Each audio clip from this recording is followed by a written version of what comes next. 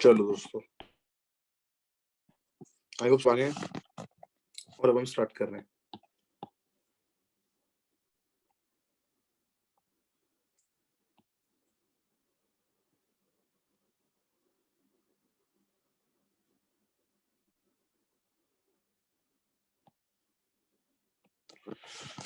क्या पढ़ रहे थे हम? बढ़िया चीज हो रही थी, वेपर प्रेशर के बारे में हम बात कर रहे थे। वेपर प्रेशर जो है,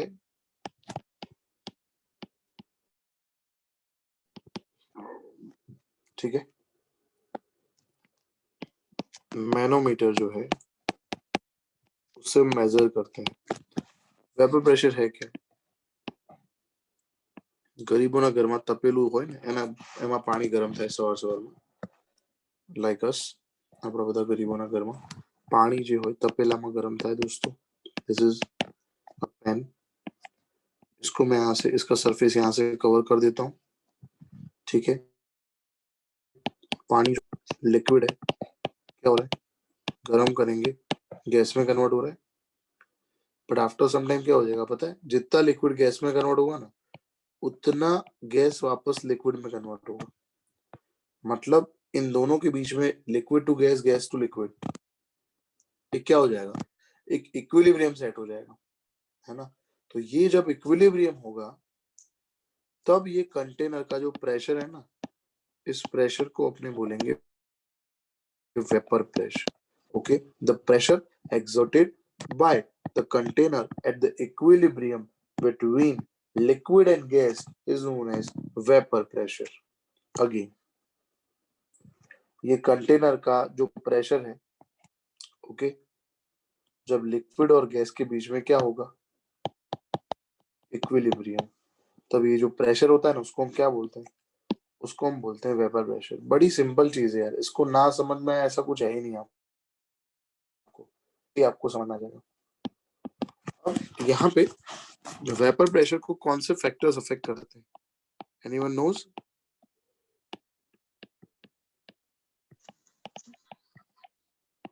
सर वॉलेटिलिटी, जो हम सॉल्यूशंस ऐड कर रहे हैं उसकी, जो ऐड कर रहे हैं उसकी वॉलेटिलिटी, वॉलेटिलिटी अफेक्ट करेगी कि नहीं? नहीं, वॉलेटिलिटी अफेक्ट नहीं करेगी, क्योंकि वो तो एक कंपाउंड की वॉलेटिलिटी होगी ना, हमें तो सॉल्यूशन की बात कर रही है ना, we are talking about solution.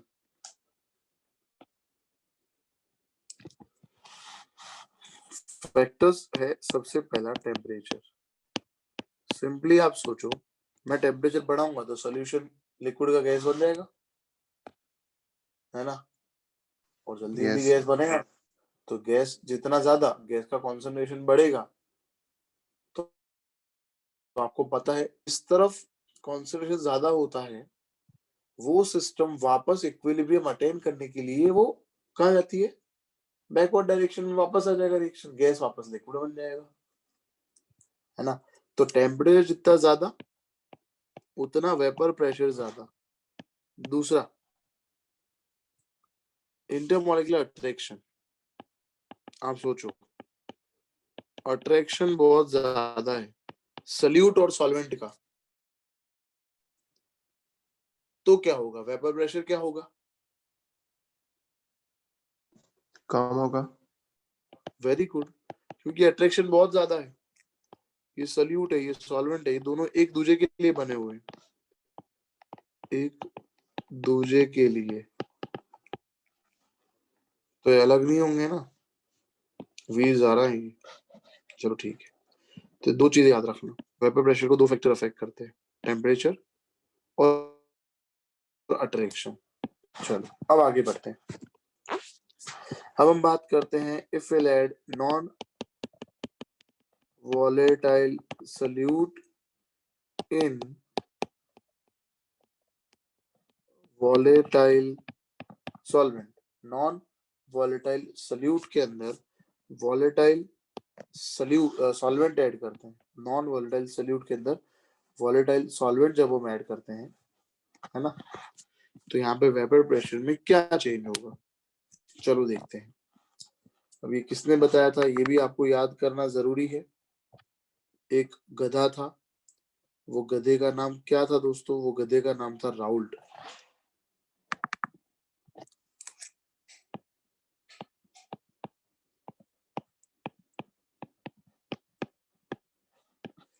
Raoult's law.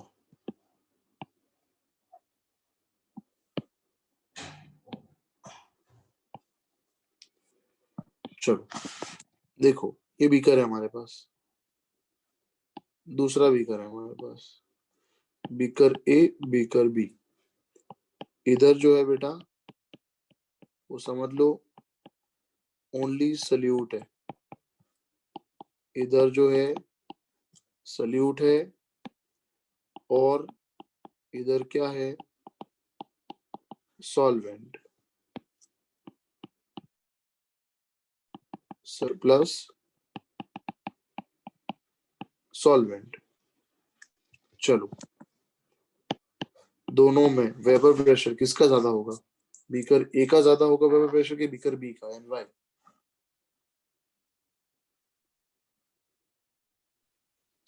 Come on, depend है सर। बी का होगा कि ए?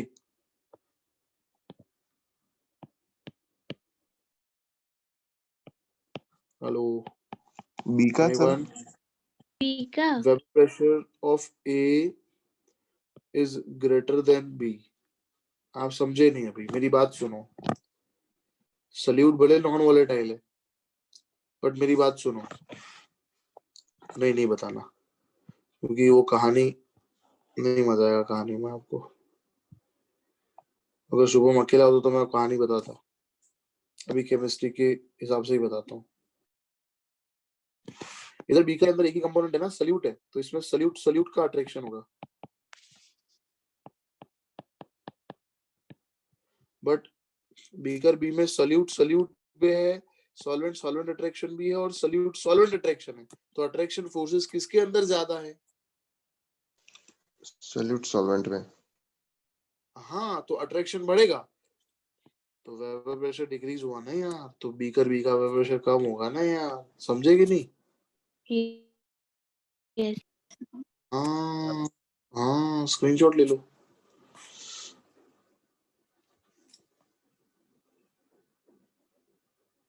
Done sir. चलो ठीक है, क्लियर कर दिया मैंने ये।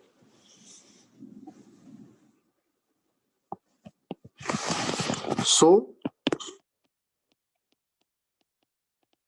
relative lowering in vapor pressure of solution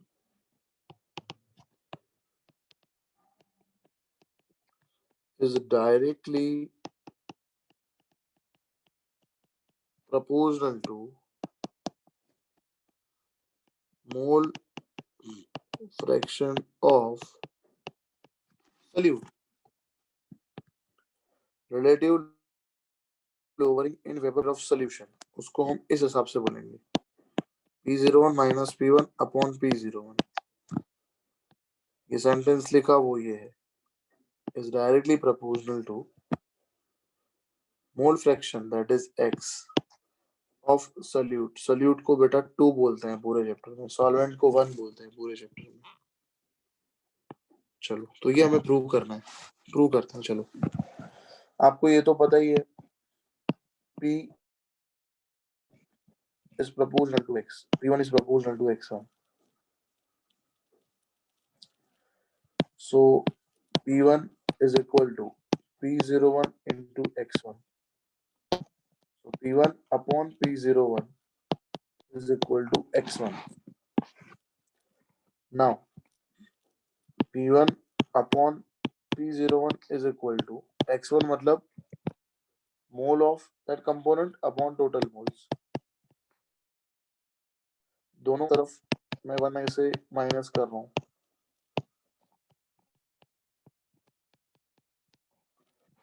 चलो P01 minus P1 upon P01 is equal to N1 plus N2 minus N1 upon n1 plus n2, n1 neglect हो गया, p01 upon p1 upon p01 is equal to n2 upon n1 plus n2। ये क्या है?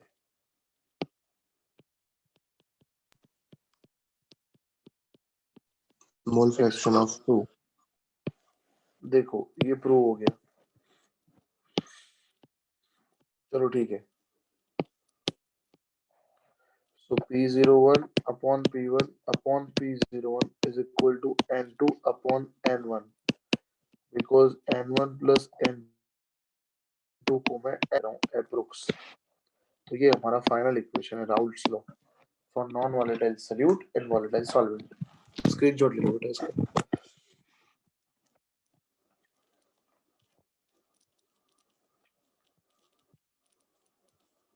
Done sir.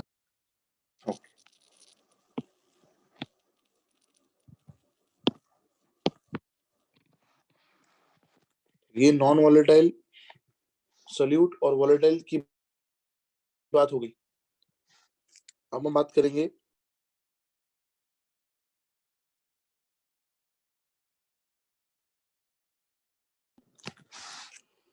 चलो अब हम बात करेंगे वोलेटाइल के बारे में। Now we are going to talk about volatile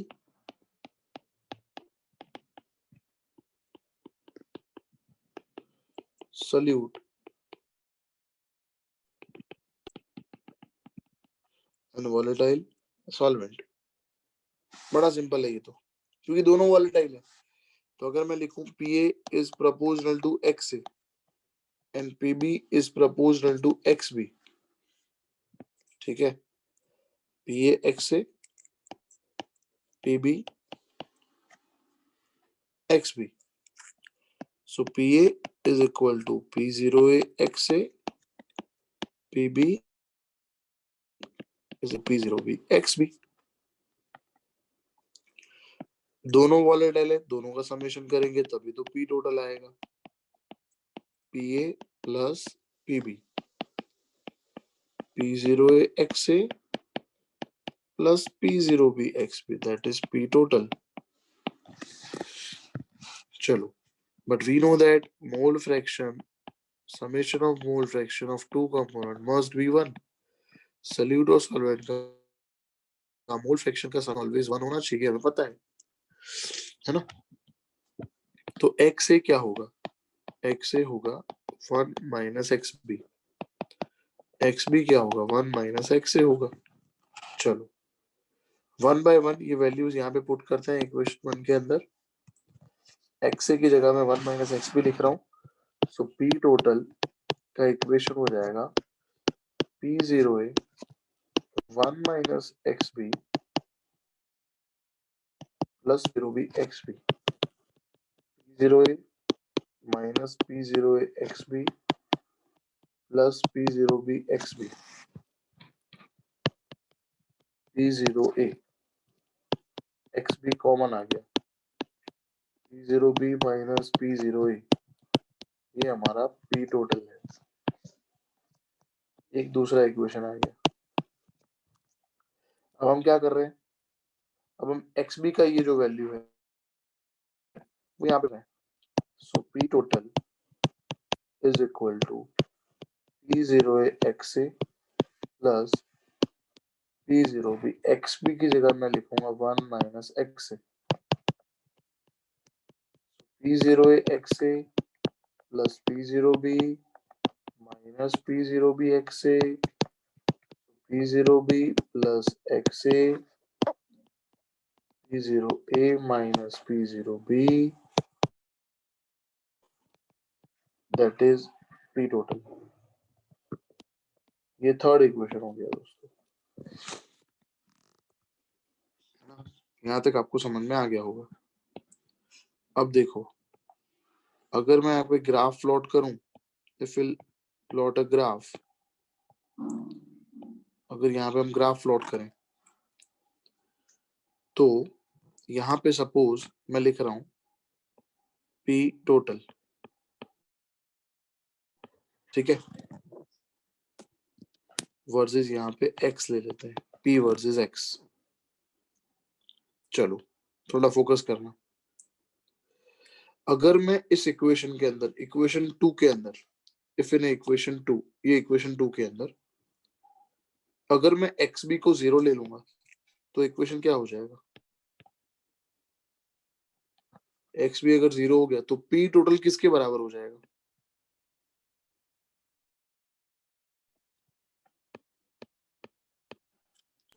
P A P not 0। के।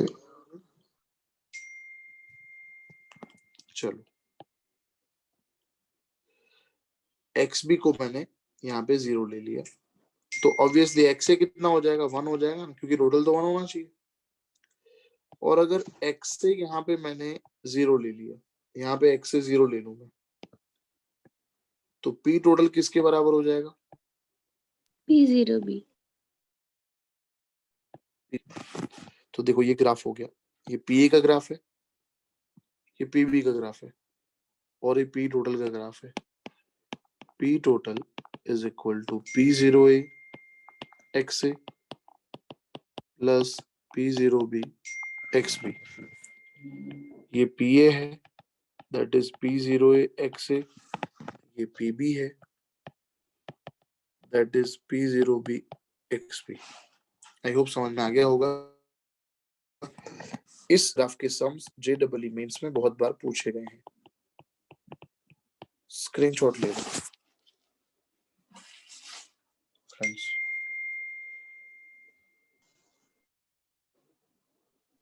Done sir.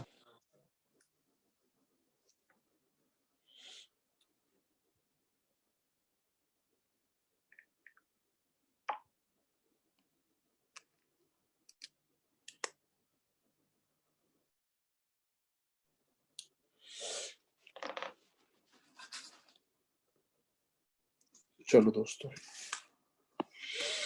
तो वॉलेटाइल वॉलेटाइल हो गया और नॉन वॉलेटाइल वॉलेटाइल हो गया। राउल्ट के बारे में बात कर ली हमने। अब हमें बात करनी है relative lowering in freezing point, and हमें बात करनी है इंक्रीज इन बॉइलिंग पॉइंट के बारे में।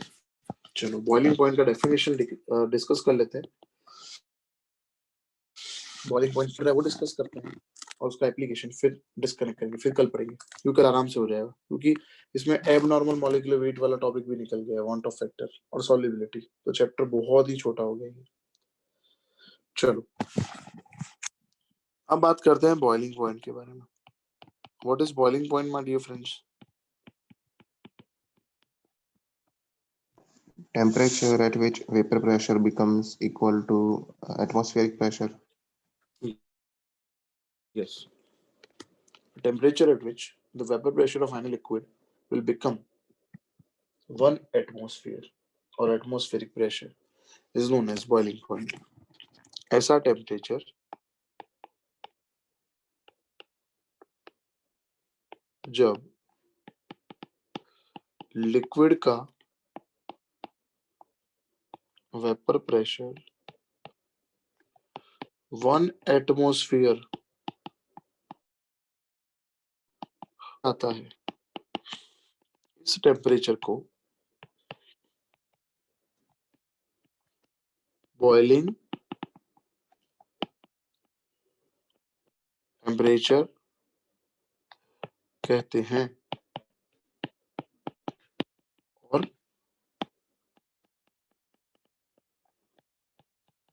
बॉइलिंग पॉइंट कहते हैं। इसको क्लास नोट्स बोलते हैं बेटा। क्लास नोट्स ऐसे जब घर जाते हो आप और समझते हो, वैसे तो घर पे बैठे हो अभी, बट ऑफलाइन क्लास की बात हो रही है, तो जब आपको समझने में बड़ी आसानी हो ना, उसको क्लास नोट्स बोलते हैं। तो क्लास नोट्स ऐसे ही होते हैं। चलो, तो ये बात हो गई बॉइलिंग पॉइंट के बारे में। ओके, अब जब हमने पढ़ा कि भाई हमारे पास एक बीकर में सोल्यूट था और एक बीकर ए था और दूसरे बीकर में सोल्यूशन था जिसमें दोनों कंपोनेंट, इसका वेपर प्रेशर ज्यादा था। वेपर प्रेशर किसका ज्यादा था? सोल्यूट का ज्यादा था। इसका वेपर प्रेशर कम था, तो मुझे इसके वेपर प्रेशर को कहां तक लाना पड़ेगा? 1 atm तक। 1 atm तक लाने के लिए इसको मुझे क्या करना पड़ेगा, हिट करना पड़ेगा। हिट करूंगा तो इसका बॉइलिंग पॉइंट क्या होगा,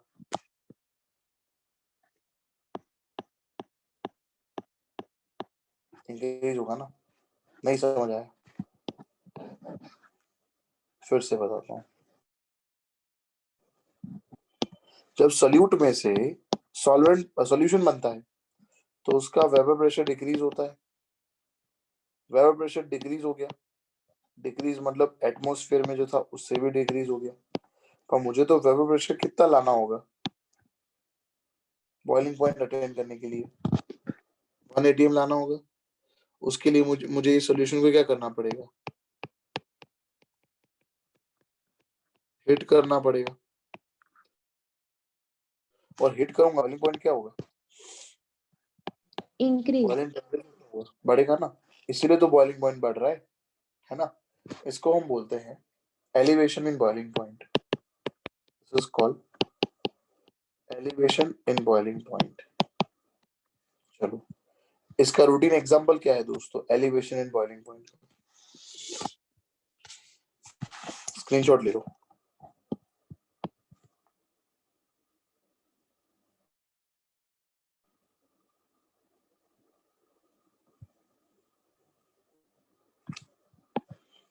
इसका रूटीन एग्जांपल है कुकिंग पर्पस में।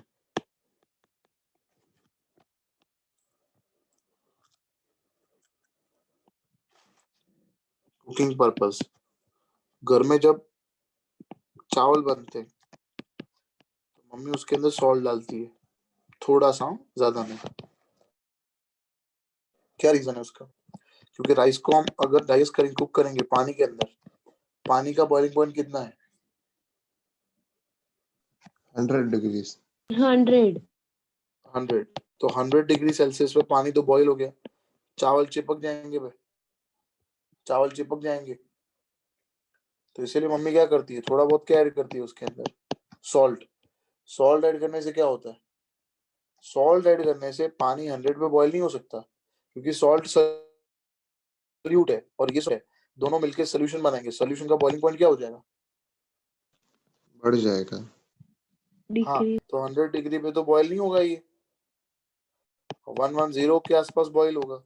तो वो जो टेम्परेचर का डिफरेंस है ना 10 डिग्री का, तब तक ये चावल कुक हो जाएंगे।